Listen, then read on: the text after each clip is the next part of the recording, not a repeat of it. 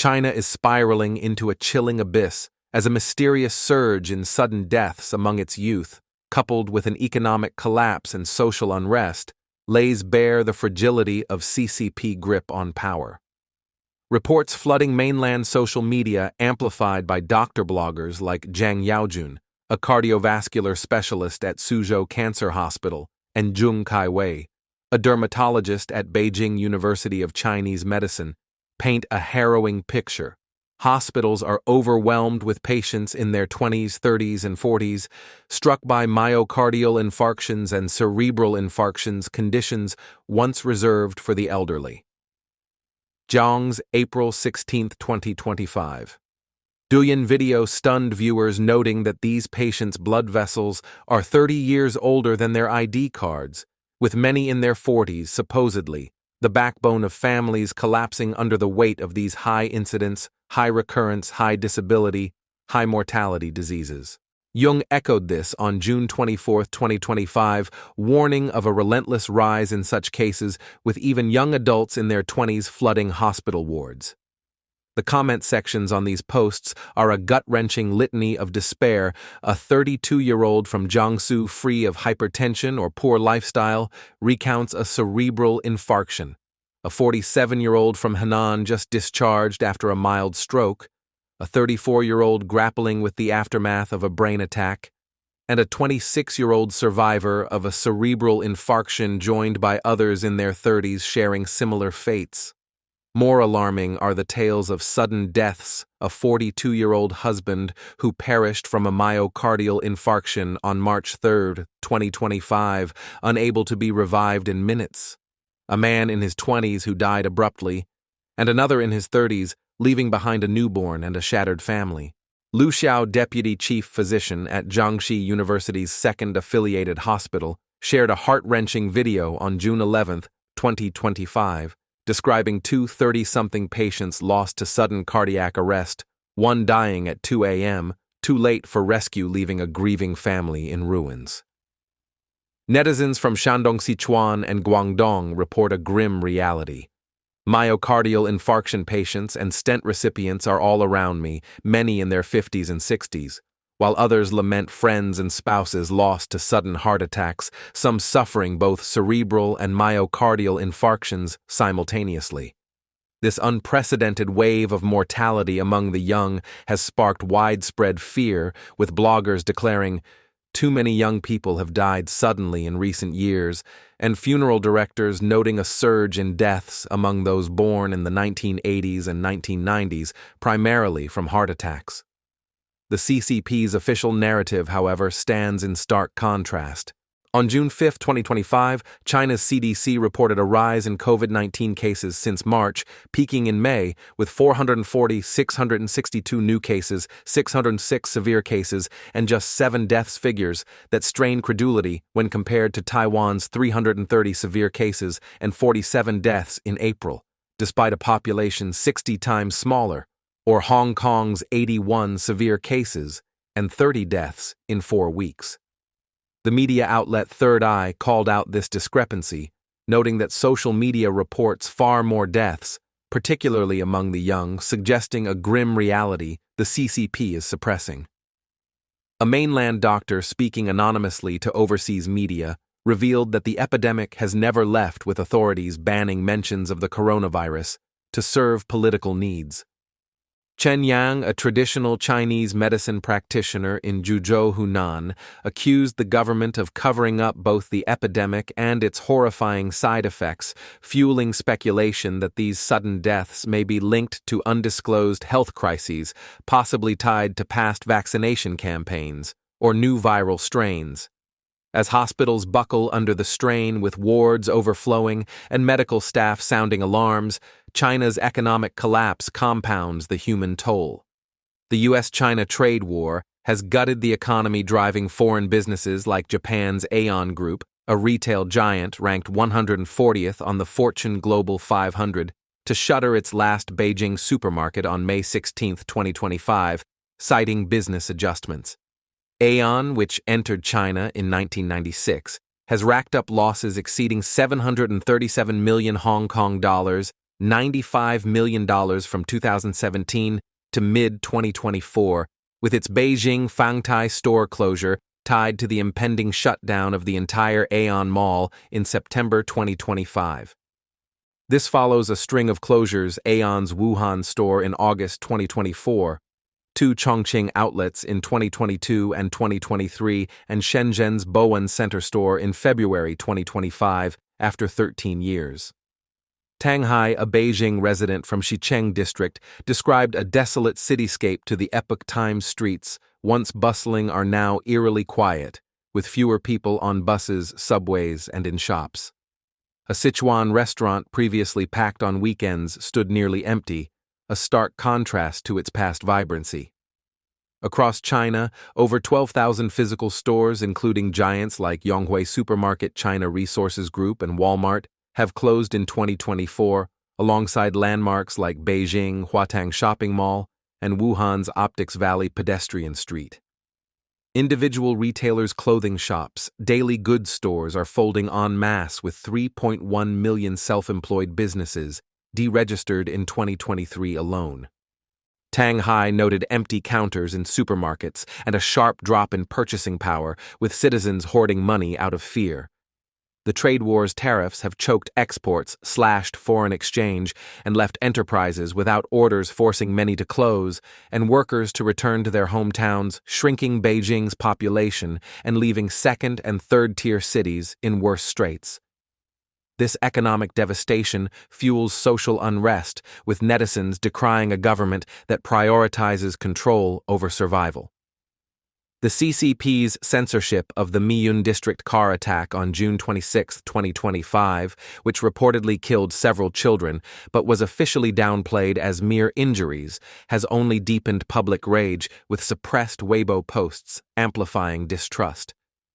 Whispers of rebellion are growing, with some netizens sharing Zhongnanhai's coordinates, expressing envy over foreign military actions, and hinting at calls for nonviolent resistance, or even military uprisings. Grassroots military officers, according to Lao Dong, are poised for action, awaiting a misstep like a failed Taiwan operation or a sudden shift in Xi Jinping's fate. The political undercurrents are equally explosive. The Zhongnanhai Accord, forged in a secret summit, has shaken the CCP's core, stripping Xi of his autocratic dominance. The Accord's formation of an advisory council, led by elders like Hu Jintao and Wen Jiabao, coupled with the ousting of Xi's ally, Admiral Miao Hua, from the Central Military Commission on June 27, 2025, signals a power struggle that could unravel the regime.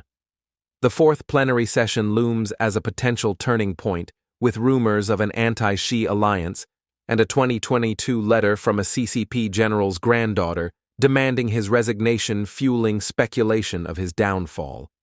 As China grapples with a health crisis, killing its youth and economy in freefall, and a regime teetering on collapse, the nation stands on the edge of chaos, its future hanging by a thread. Political upheaval. A leader's waning power. The Chinese Communist Party, CCP, faces an existential crisis as its leadership phrase. Rumors of internal strife and a weakening hold by CCP leader Xi Jinping dominate discussions, with some linking the turmoil to his deteriorating health. On June 25, 2025, Wang Jihu, founder of Yehei Capital and a former financial titan, used the ancient Tibon Shenshu divination to predict Xi's downfall. In a public broadcast, Wang warned that 2025 could spell doom for Xi, with his life at grave risk. Originating in the Song dynasty, Tibon Shenshu maps a person's fate by converting birth details into symbols of heavenly stems, earthly branches, and the 5 elements: metal, wood, water, fire, and earth. These are distilled into a numerical code tied to one's destiny. Wang calculated Xi's 2025 heavenly secret number as one that, when divided by 12, yields no remainder, a fatal sign in this tradition. He highlighted 4 perilous dates for Xi: July 27th, August 8th, December 24th, and January 1st, 2026, within the 2025 lunar calendar. Wang, framing his prediction as cultural insight rather than a hex, urged the public to monitor Xi's actions on these days. Adding to the omens, 2025 marks Xi's zodiac birth year, a time traditionally associated with misfortune for defying Tai Sui, the year's ruling deity. Ancient texts like the Shenong Jing and Yuanhai Ziping caution that crossing Tai Sui invites disaster. Xi's public appearances betray his struggles. On June 24, 2025, a viral video from his meeting with Singapore's Prime Minister Lawrence Wong captured Xi glancing at his script 5 times in 17 seconds, roughly once every 8 words. A similar pattern emerged during his April visit to Malaysia, where his reliance on notes for basic greetings created an awkward air. In 2023, Xi's sudden absence from a BRICS forum replaced by Commerce Minister Wang Wentao fueled speculation of a minor stroke. Footage showed him walking unsteadily, visibly drained. Taiwan University's Ming Zhuang argues that Xi's health decline is sparking a power struggle as factions sense an opportunity to seize control. Ancient prophecies intertwine Xi's fate with the CCP's. A folk saying declares the party's rule begins with a snake and ends with a snake, referencing the snake year births of Mao Zedong and Xi. Another predicts that after Jiang Zemin Hu Jintao and Xi no successor will emerge, ushering in a new era. American seer Edgar Cayce envisioned the CCP's collapse by late 2025 or early 2026, aligning with the lunar snake year ending February 16, 2026. Japanese artist Ryuji Tatsuki and Indian prodigy Anand foresee 2025 as a transformative year marked by cataclysmic events like July earthquakes amplifying fears of the CCP's demise.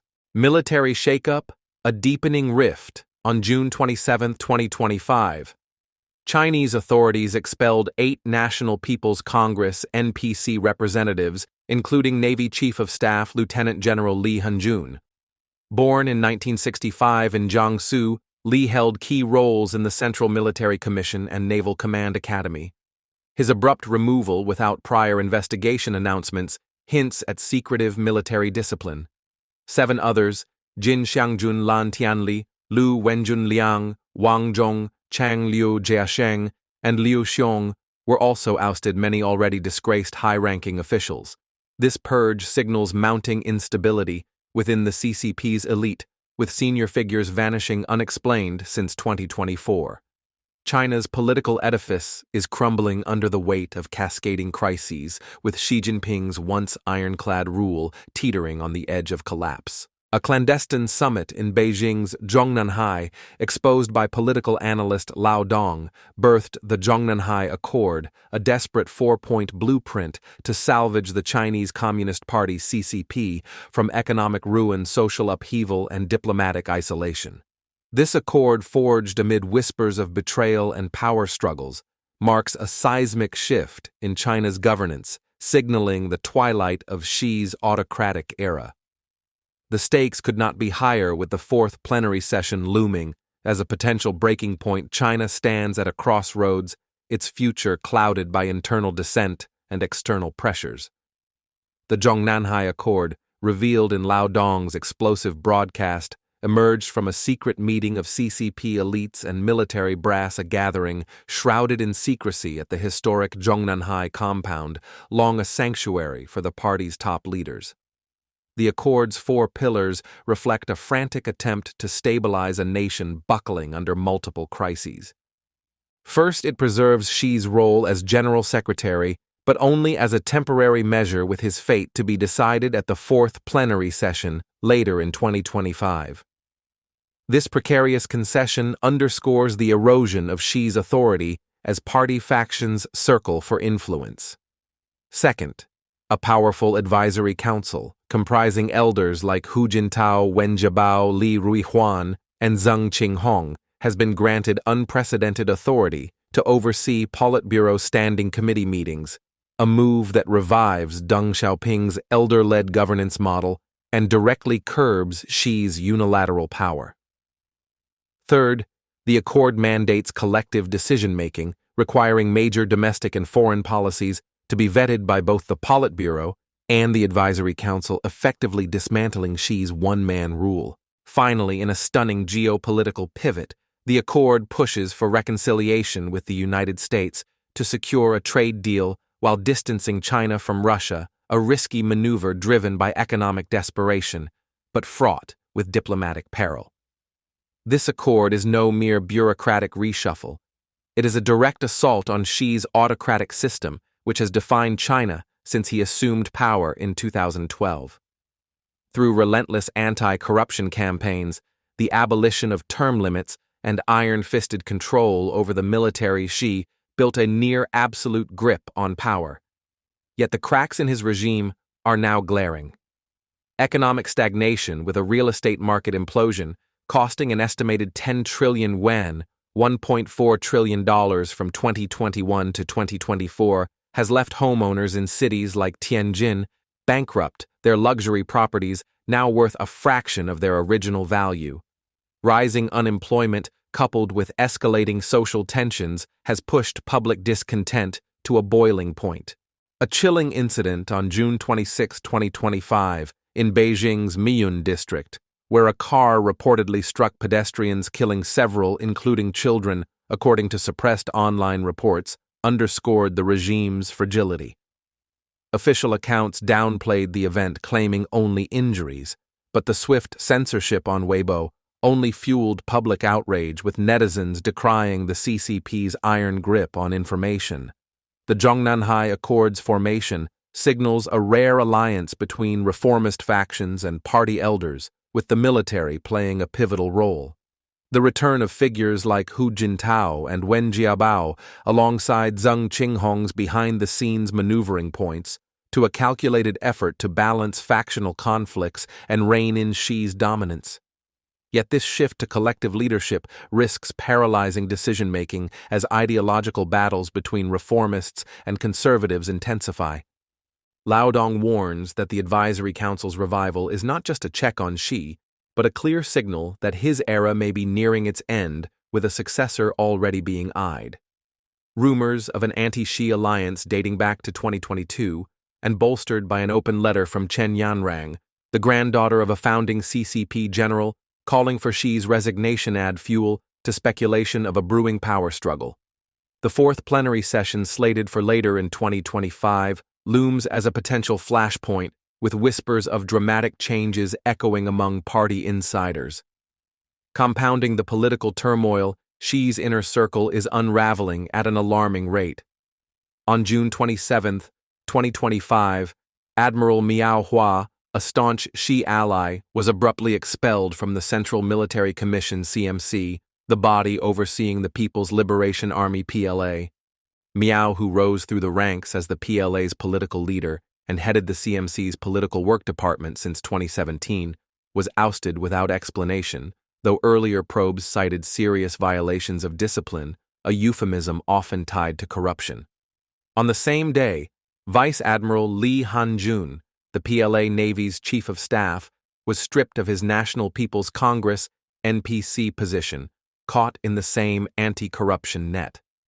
Rumors also swirl around General He Weidong, the CMC's vice chair, who has not been seen publicly since mid-March 2025, with some speculating he may have met a graver fate. The CMC, now reduced to just 4 members, under Xi, is a shadow of its former strength, with the Ministry of Defense's leadership page mysteriously removed from its website by June 27, 2025, after being accessible just days earlier.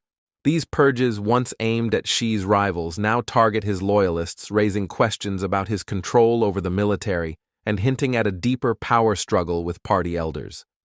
The economic front offers no respite.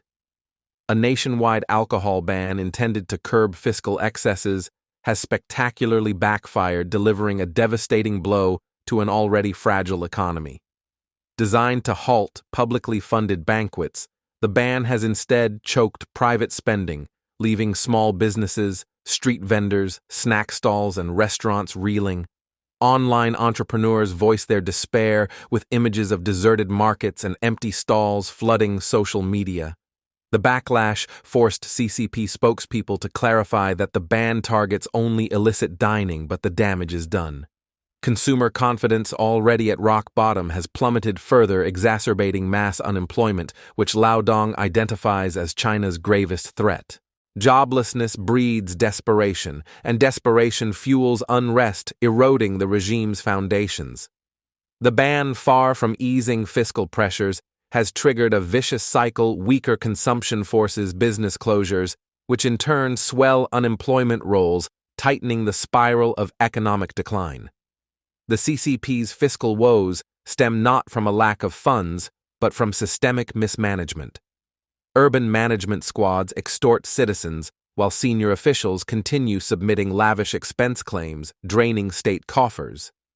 Xi's decade-long anti-corruption drive, which netted thousands, has failed to curb graft. Officials simply lie low during scrutiny, only to resume their excesses when the spotlight fades. Laodong argues that sound policy would prioritize unshackling the private sector, which accounts for 80% of urban jobs and 90% of new employment. Equal treatment, reduced taxes, and an end to predatory levies could spark a recovery as seen in China's early reform era. Yet the CCP's doctrine of state advances private retreats, drives officials to bleed businesses through punitive taxes and extortion, forcing many owners to shutter or flee. Beijing could slash expenses by trimming its bloated bureaucracy, counties staffed with redundant deputy governors and offices filled with idle relatives, but instead it grants raises to insiders while private firms collapse. Former Premier Li Keqiang's proposal for a street vendor economy to ease job losses was vetoed by Xi, who prioritized urban aesthetics over citizens' livelihoods.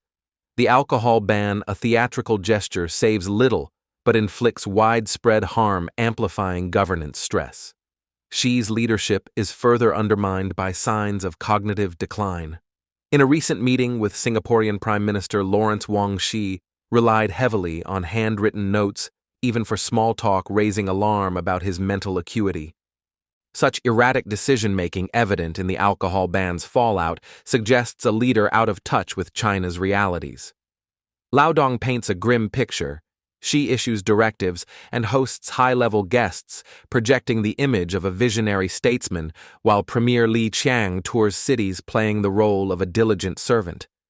Yet, beneath the surface, their efforts yield little, as if the regime's leaders are unaware of their own futility. This is how regimes die. Laodong warns, when those in power see the ship sinking but no one acts, waiting silently for the final plunge. Social fractures are deepening, threatening to ignite widespread unrest. The Mian district car attack, swiftly censored but rumored to have claimed multiple lives, has become a flashpoint for public anger.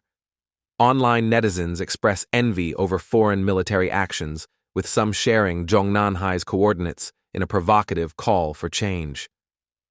Grassroots military officers reportedly await a misstep, perhaps a failed Taiwan operation, or an unexpected twist in Xi's fate to act. The CCP's crackdown on private gatherings and its controversial grid-based identification system reflect dual fears of elite conspiracies and public rebellion, underscoring the regime's paranoia in this sensitive period. The specter of conflict in the Taiwan Strait adds a chilling dimension to China's woes. On June 19, 2025, Taiwan's military reported 25 PLA warplanes and 7 warships crossing the Taiwan Strait's median line, a brazen escalation. 3 U.S. congressional delegations visited Taiwan in the past month, including Senator Tammy Duckworth and Representative Bruce Westerman, signaling heightened U.S. support. At the Sedona Forum, U.S. Admiral Samuel Paparo echoed warnings of a potential Western Pacific conflict, with Xi reportedly ordering the PLA to prepare for a 2027 Taiwan invasion. Global Views Monthly outlined 5 warning signs, shifts in rhetoric toward combat or escalation, declining U.S. Treasury holdings, transportation disruptions, military drills as ultimatums, and diplomatic breakdowns. If these emerge, evacuation to safer regions is advised before systems collapse. The Zhongnanhai Accord's pivot toward the U.S., driven by Trump's unconfirmed June 25, 2025 trade deal announcement, risks alienating Russia, a key ally. This move, born of economic necessity, underscores the CCP's desperation as it grapples with a $1.4 trillion real estate collapse and soaring unemployment. Yet the strategy's success is uncertain as structural economic flaws and social unrest persist. The fourth plenary session will be a crucible determining Xi's fate, his successor, and China's trajectory. As public discontent simmers and military purges intensify, the CCP teeters on the edge of collapse, its future hanging by a thread. By a thread. By a thread. By a thread.